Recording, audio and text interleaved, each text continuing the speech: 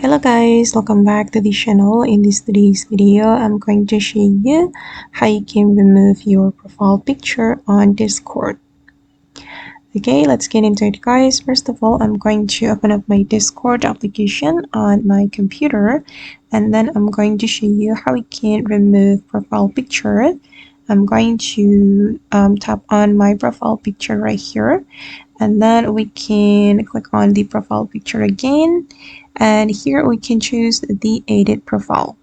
As you can see, this is my current profile picture and I'm going to remove it. Go to edit profile and you're going to scroll down until you find avatar, and if you want to remove your profile picture, you can simply click on remove avatar. Okay, and as you can see guys, that my profile picture has been removed from my Discord, and don't forget to click on save changes to save it. Alright, and now my profile picture has been totally removed from my Discord. Okay guys, and that's all the way to remove profile picture from Discord. I hope this tutorial will be useful for you. Thank you so much for watching, and bye!